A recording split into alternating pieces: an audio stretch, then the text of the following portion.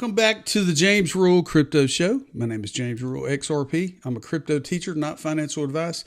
We're going to cover a couple of news topics today. There's been some really exciting things happen in the world of crypto the last couple of days. There's an announcement I want to give you at the end of this video. So let's go ahead and get into it. Today's episode is sponsored by Uphold.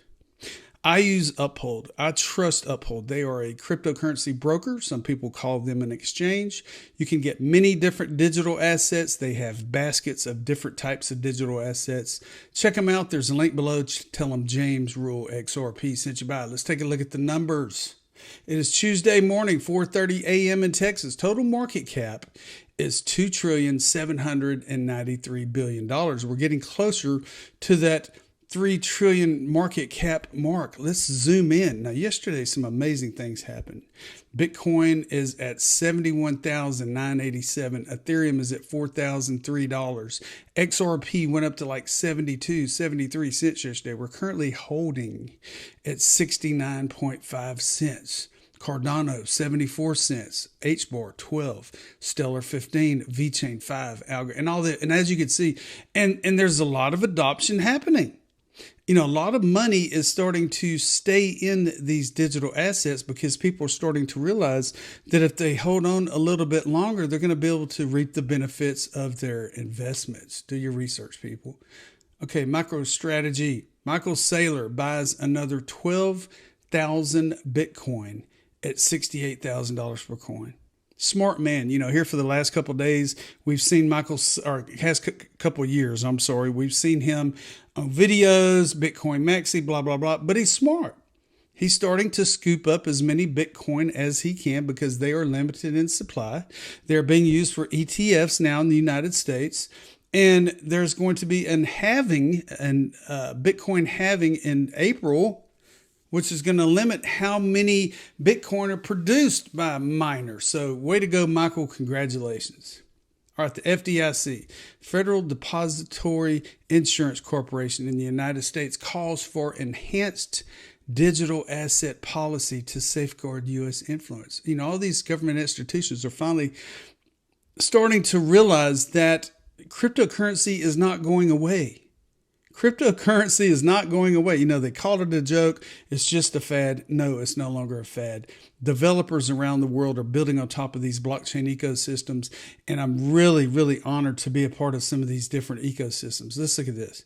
FDIC officials call for enhanced digital asset policy to safeguard U.S. influence. It says Travis Hill, the vice chair of the U.S. FDIC, conveyed concerns at the Mercatus Center event on March 11th, warning that both bank customers and the U.S. economy could suffer from inadequate regulation of blockchain technology. Hill acknowledged that the United States is already facing risks in this regard, attributing a portion of a responsibility to the FDIC. He also pointed out the potential benefits of tokenizing bank deposits and other real-world assets, emphasizing the facilitation of financial transactions with real-time settlement and the programmability of payments. So they know the importance. Regulation is key. We need clear guidelines, all the above, and that I bring that up. You know, Ripple, the XRP army has been fighting the SEC for the past several years. Coinbase is also fighting the SEC, and Coinbase has had enough. There are no clear guidelines from the U.S. government on digital assets. And right here in this article, which we're going to cover briefly, it says that the SEC's reason for refusing crypto rulemaking does not cut it, says Coinbase. Coinbase delivered an opening brief in the United States Appeal Court arguing that the SEC should be forced to engage in rulemaking. This happened yesterday, Monday. Let me zoom in and let's take a look at it. Crypto exchange Coinbase, which I use, they are awesome, has continued its legal fight against the United States Securities and Exchange Commission, the SEC, asking a court to force the agency to begin a long overdue process to make rules for the crypto industry, which we do not have currently in the United States. In a March 11th opening brief in the Third Circuit's Appeal Court, Coinbase claimed the SEC broke the Administrative Procedures Act governing how agencies can make regulations when it denied the exchange's July 2022 petition asking the SEC to make rules and didn't give a sufficient reason as to why. Coinbase said the regulator's reason for the rulemaking refusal, where SEC Chair Gary Gensler disagreed that existing securities laws were unworkable with crypto, does not cut it, and it needs to provide a reasoned justification for refusing to engage in rulemaking. The denial was arbitrary and capricious, and the SEC failed to explain how security laws apply to crypto while it enforced those rules aggressively by suing multiple crypto companies for securities law violations. Coinbase asked the court to grant its petition for review, rebuff the SEC denial, and force the regulation to begin the rulemaking process. I'm not going to read the rest. I'll leave everything we've covered today in the description of this video. But you know what? Things are happening. Gary Gensler, the SEC, all these other government agencies are being put in the corner because, we're not going to take it anymore. They've made billions of dollars by suing these fintech, these exchanges, by regulation, by enforcement with no clear rules, and they're just pocketing the money. All right, let's get excited, people. My buddy Carter Nyes contacted me last week.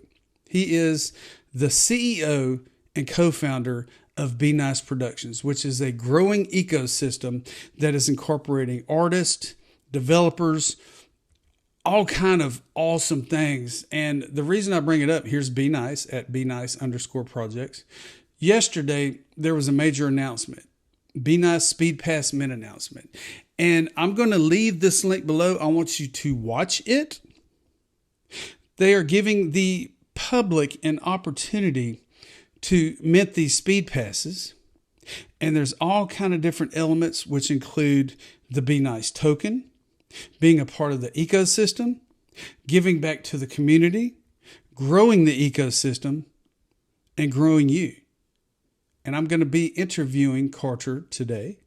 Get excited. Watch this recording below. It was a Twitter Spaces. He was actually a video Twitter Spaces. So you get to see Carter live in person on the recording. Oh, one other thing. I am now the XRP Ledger Ambassador for BNICE Projects, and I'm honored to be a part of that. So get excited, people. Things are happening. Good things are happening. This is the James Rule Crypto Show. Be sure to subscribe, and don't forget, I told you so.